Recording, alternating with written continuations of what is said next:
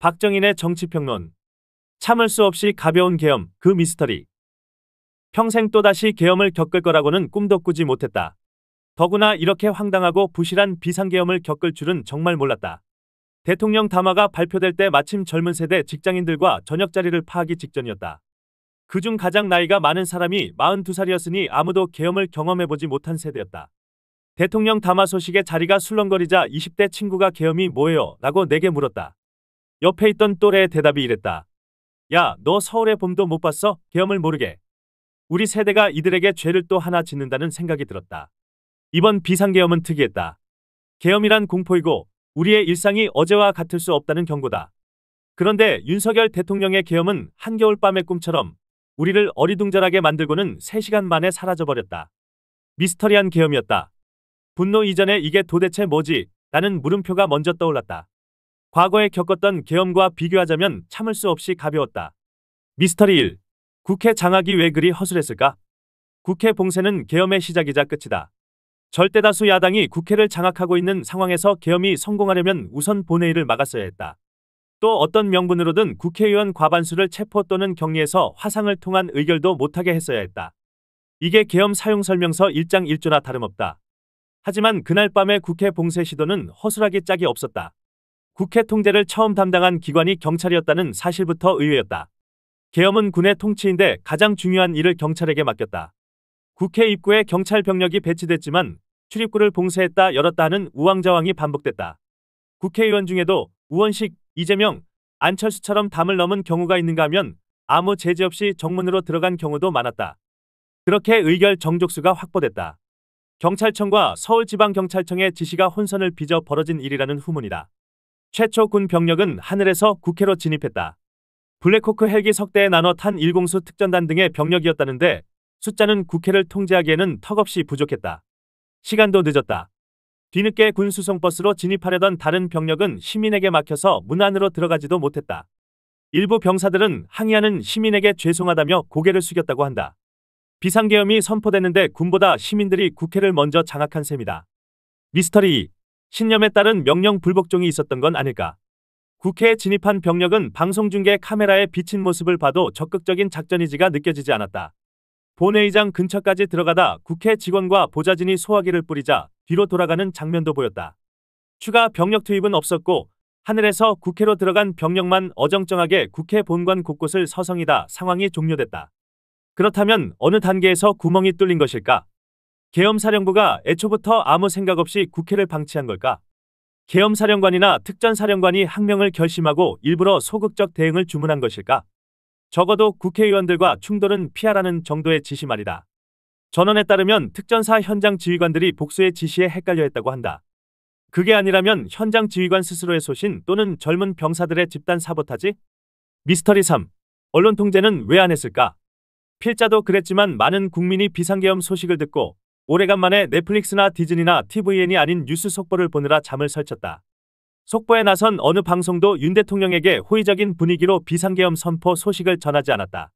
대통령의 담화 내용을 객관적으로 보도했을 뿐 그 내용을 옹호하거나 뒷받침하는 보도는 거의 볼 수 없었다. 계엄의 명분을 설명한 보도라고는 TV조선이 출연기자의 말을 통해 야당의 무리한 탄핵 추진과 예산 삭감이 원인이 됐다고 논평한 게 거의 전부였다. 언론 통제가 없었기 때문에 가능한 일이었다. 일부 언론사에 병력이 접근했다는 소문은 있었지만 확인되지 않았다. 1961년 5월 16일 박정희 소장이 이끄는 쿠데타 세력이 비상계엄을 선포했을 때도 가장 먼저 찾아간 곳이 방송국이었다.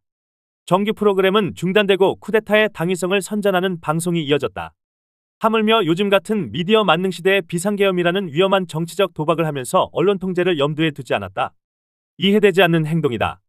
비장하게 시작한 비상계엄이 국회 의결로 허무하게 무효화되는 모습을 전 국민이 생중계로 시청하게 해준 계엄 당국은 무지하거나 용감하거나 둘 중 어느 쪽인 것인지. 미스터리 4. 국회 의결을 왜 순순히 받아들였을까? 윤 대통령은 국회가 계엄 해제 요구안을 참석의원 전원 찬성으로 의결한 뒤 지금까지도 이를 받아들이지 않고 있다고 한다. 그나마 한덕수 총리가 몇몇 장관과 함께 대통령을 가까스로 설득해 국회 의결을 수용하게 했지만 속마음은 여전히 계엄의 한복판인 것이다. 사실 극단적인 상상을 하자면 비상계엄 포고령 1호를 적용해 계엄을 그대로 밀고 가는 방법도 없지는 않았다. 포고령 1호 1항은 국회와 지방의회, 정당의 활동과 정치적 결사, 집회, 시위 등 일체의 정치활동을 금한다라고 규정했다. 우기자면 국회의 의결이 계엄을 무력화할 수 있게 한 헌법 77조에도 불구하고 이를 정치활동으로 몰아무시하면 계엄이 생명을 연장할 수도 있었다는 뜻이다.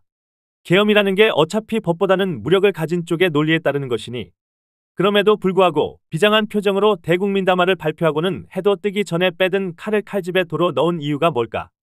법률가 출신 대통령이라 뒤늦게라도 법을 엄밀하게 해석한 걸까? 계엄 주도자들 사이에서 의견 충돌이 있었을까? 한 총리의 간곡한 설득이 효과를 본 걸까? 계엄을 포기한 뒤 정치적 입지에 대한 계산은 무엇이었을까? 사실 설득으로 따지자면 국회 의결을 수용하라는 내각의 설득은 늦어도 한참 늦은 것이었다. 애초에 몸을 던져서라도 계엄 선포를 막았어야 했다. 대통령 앞에 국무위원들이 스크럼을 짜고 울면서 철회를 요구했어야 했다. 김용현 국방장관이 국무회의에 나왔으면 그를 붙잡고 당신이 주동자니 당신이 해결하라고 고함이라도 질렀어야 했다. 국무위원들과 청와대 수석들이 계엄 선포를 막기 위해 얼마나 노력했는지 점차 진실이 드러나겠지만 지금까지 알려진 상황을 종합해보면 그리 적극적이었던 것 같지는 않다. 설득하다 대통령의 미움을 산다 한들 장관이나 수석 자리 며칠 일찍 버리는 것에 불과하다는 사실을 몰랐을까? 정 안 되면 기밀 유지고 뭐고 다 무시하고 여당 지도부에 전화라도 했어야 했다. 그랬다면 상황이 이렇게까지 참담하게 번지지는 않았을 것이다. 대통령의 일방통행을 막지 못한 총리, 장관, 수석들보다는 시민의 힘이 훨씬 컸다. 국회에 진입하려는 군 병력을 막은 공만이 아니다. 40여 년 전 비상계엄이 선포됐을 때와는 세상이 다르다는 걸 시민들이 직접 입증했다. 계엄이 선포되고 군 병력이 진주하면 집으로 숨어 들어가던 7, 80년대의 시민들이 더 이상 아니었다. 오히려 정치폭력의 현장으로 달려나가 목소리를 높였다. 총칼을 마주하더라도 안 되는 건 안 된다고 말할 수 있는 민주사회의 주인임을 명백하게 보여줬다. 미스터리오, 계엄은 완전히 끝났나 안 끝났나? 그래서 나는 윤 대통령이 또다시 계엄을 시도할 수 있다는 일부의 걱정이 기우라고 생각한다. 다시 계엄을 선포한다면 시민들이 앞장서 막을 것이라고 믿는다. 그날 밤 국회 앞에서 시민들과 대치했던 군 병사들의 태도도 이런 믿음에 힘을 실어준다. 그들 중 일부는 이미 시민들과 같은 생각을 하고 있었던 것 같다. 다시 한번 계엄군으로 어딘가 나가야 한다면 신발을 거꾸로 신고 시민 편에 설 젊은 병사가 없을 거라고 보장하기 어렵다. 그뿐 아니다. 제대로 계엄을 관철하려면 이번에는 수방사, 특전사, 방첩사의 병력을 최대한 동원해 국회와 언론을 신속하고 철저하게 장악해야 한다. 광화문, 시청 앞, 여의도같이 시민이 모일 수 있는 장소의 통제도 필수다. 그 정도의 사전 준비를 하다 보면 정보가 새 나갈 것은 불보듯 뻔하다. 새 나간 정보는 정치권, 언론 그리고 주한미군에게까지 재빨리 전파될 것이다. 이게 계엄군에게 중과부적이다. 계엄은 끝났다. 그날 밤 서울의 밤으로 계엄을 배운 젊은이들과 저녁자리를 마치고 집에 왔더니 아내가 29살 딸아이와 실랑이를 벌이고 있었다. 엄마는 혹시 무슨 일이 있을지 모르니 내일은 저녁 약속 가지 말고 일찍 들어오라고 퇴근하고 아이는 계엄이 나랑 무슨 상관인데 그러냐고 항변하고 있었다. 나는 아이에게 웬만하면 내일은 좀 조심하는 게 좋겠다고 말했다. 그렇게 말하는 내가 무기력하게 느껴졌다. 내가 아이에게 열어주려던 세상은 이게 아니었는데 그러지 못해서 미안했다. 더 칼럼니스트